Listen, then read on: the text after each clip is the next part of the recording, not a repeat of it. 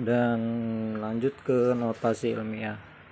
Dalam notasi ilmiah terdapat pertama adalah kutipan. Kutipan merupakan salah satu hal yang sangat esensial dalam penulisan karya ilmiah. Dalam penulisan karya ilmiah, baik itu makalah, skripsi, tesis, disertasi, maupun penelitian yang dilakukan oleh seorang penulis sudah tentu mengutip dari buku atau karya orang lain. Kutipan adalah pinjaman kata atau pendapat dari seorang pengarang atau ucapan seorang yang dikenal baik yang terdapat dalam baku-baku maupun majalah-majalah.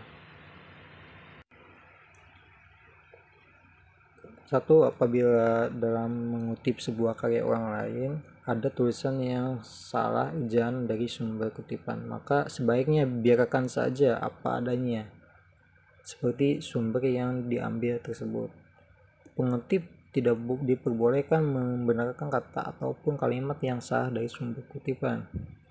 Dalam kutipan diperkenankan menghilangkan bagian-bagian kutipan dengan syarat bahwa penghilangan bagian itu tidak menyebabkan perubahan makna atau arti yang terkandung dalam sumber kutipan. Caranya yaitu menghilangkan bagian kutipan yang kurang dari satu alinea. Bagian yang dihilangkan diganti dengan 3 titik berspasi. Menghilangkan bagian kutipan yang kurang dari satu alinea. Bagian yang dihilangkan diganti dengan titik berspasi sepanjang garis dari margin kiri sampai margin kanan. Pada umumnya kutipan harus sama dengan aslinya, baik mengenai susunan kata-katanya, ejaannya, maupun mengenai tanda bacanya. Kutipan secara umum ada dua, yaitu kutipan langsung dan kutipan tidak langsung. Untuk kutipan langsung adalah pinjaman pendapat dengan mengambil secara lengkap kata demi kata atau kalimat dari kalimat sebuah teks asli. Kutipan langsung ada yang merupakan kutipan langsung pendek dan ada pula yang merupakan kutipan langsung panjang. Contoh kutipan langsung pendek ya, kutipan yang terdiri dari 5 baris atau kurang. Penulisan diintegrasikan langsung dengan teks yang mendahulunya dengan menggunakan spasi ganda dan dibatasi 2 tanda petik. Contohnya seperti itu. Dan untuk kutipan langsung panjang adalah kutipan yang panjangnya lebih dari 5 baris. Metode penulisannya dipisah dari teks yang mendahulunya atau dari kalimat yang dibuat penulisan sehingga membentuk paragraf baru dengan jarak antar baris 1 spasi atau 1,5 spasi dengan indeks dari margin kiri 7 kutu. Contohnya seperti itu. Untuk kutipan tidak langsung adalah kutipan yang diambil dari salah satu sumber dengan menggunakan gaya bahasa dan pola penyajian ala penulis. Kutipan tidak langsung terdiri atas kutipan tidak langsung pendek dan kutipan tidak langsung panjang. Metode penulisan dalam kutipan tidak langsung sama dengan kutipan langsung, yaitu apabila kutipan terdiri dari 3 baris atau kurang, kutipan diintegrasikan langsung ke dalam teks dengan menggunakan spasi ganda, tetapi tidak diapit tanda petik ganda. Sebaliknya, apabila kutipan lebih dari 3 baris, 4 baris ke atas, penulisannya dipisahkan dari teks sehingga membentuk paragraf tersendiri dengan jarak antar baris suatu spasi atau 1,5 spasi. Selanjutnya notasi ilmiah. Bagian notasi ilmiah itu ada 3 teknik yang populer yang banyak digunakan di berbagai perguruan tinggi baik PTN maupun PTS, yakni footnotes, body notes, dan headnotes. Yang footnotes adalah catatan pada kaki halaman untuk menyatakan sumber suatu kutipan, pendapat, sebuah pikiran, fakta-fakta, dan ikhtisar. Footnotes dapat juga berisi komentar mengenai suatu hal yang dikemukakan di dalam teks, seperti karangan wawancara, pidato di televisi, yang sejenisnya. Gelar akademi yang digelar kebangsaan tidak disertakan serta nama pengarang penulis, tidak sebaiknya. Untuk nomor footnotes, di sini footnote pada tiap bab diberi nomor urut mulai dari angka 1 sampai dengan selesai, dan dimulai dengan nomor 1 lagi pada bab-bab berikutnya. Untuk bentuk footnotes ini, cara pertama urutannya adalah seperti contoh di bawah. Yang selanjutnya adalah footnote yang berkaitan dengan jumlah dan nama pengarang, yaitu satu pengarang 1 orang, dia contoh di atas. Untuk yang kedua, pengarang 2 orang atau 3 orang, nama pengarang dicantumkan semua, ya contoh seperti di bawah.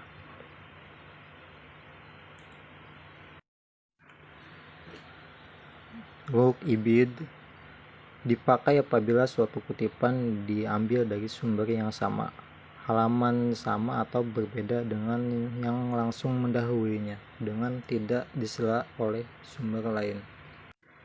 Untuk op.sheet di dalam karangan yang telah disebut dalam kutipan dikutip dipakai apabila suatu kutipan diambil dari sebuah yang sama tetapi halaman berbeda dan telah diselingi oleh sumber-sumber lain. Untuk log sheet pada tempat yang telah disebut atau dikutip digunakan apabila suatu kutipan diambil dari sumber yang sama, halaman sama, dan telah diselingi oleh sumber-sumber lain.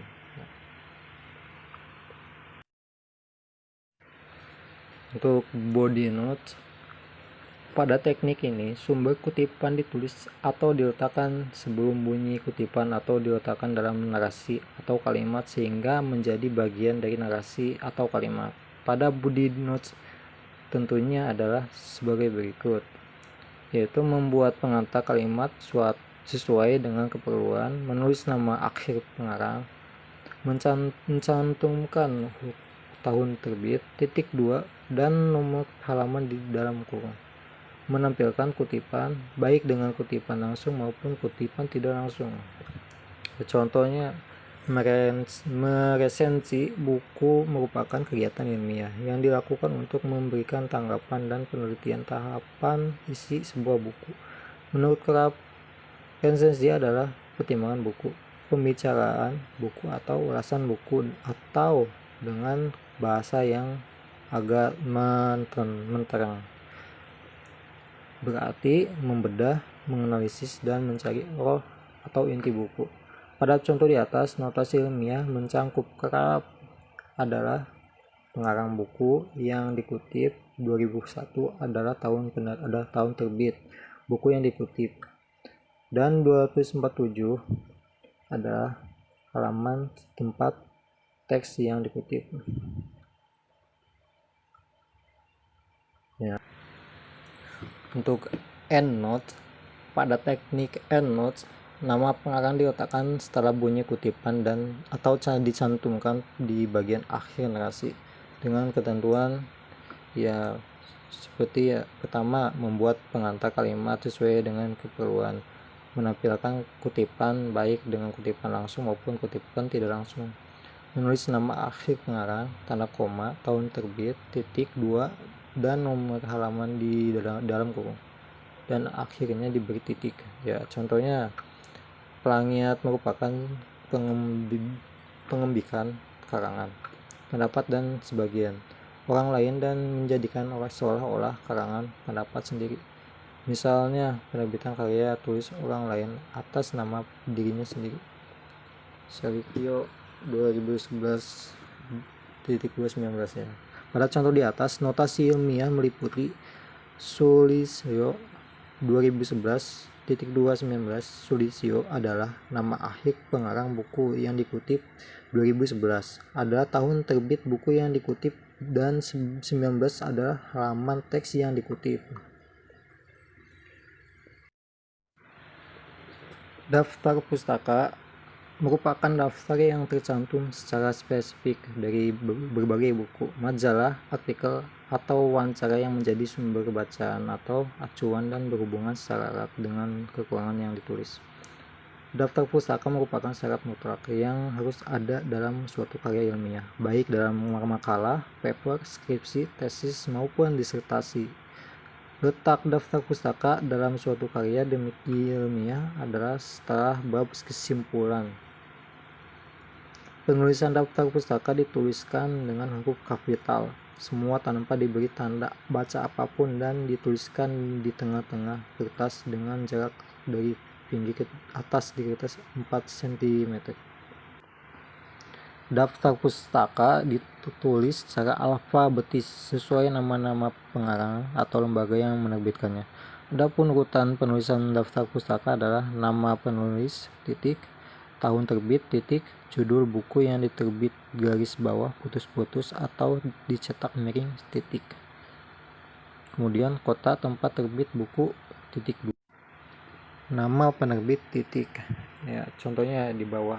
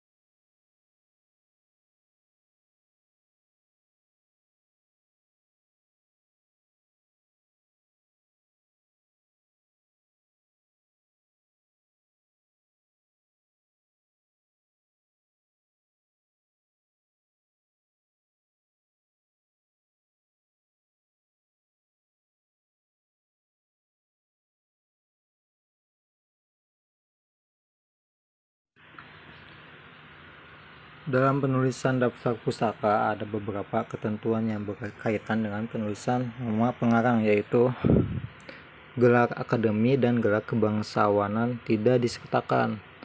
Penulisan nama pengarang penulis baik dari kalangan Indonesia maupun penulis buku asing dibalik.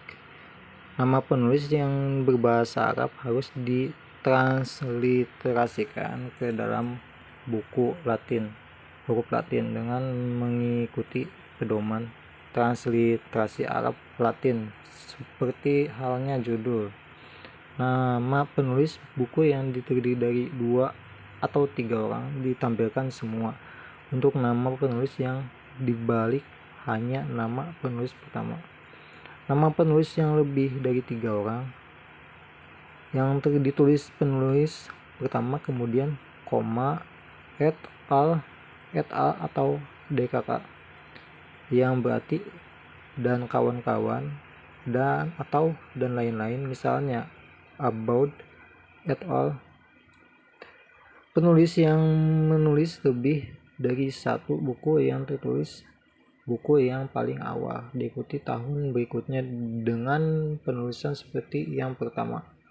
Jika dalam buku itu tidak bertahun, di belakang nama pengarang dicantumkan tanpa tahun. Dan demikian hasil pembahasan tentang bahasa dalam karya ilmiah dan notasi ilmiah dari kelompok kami. Mohon maaf bila ada kata per kata yang kurang jelas atau kesalahan-kesalahan dari kami, dan terima kasih.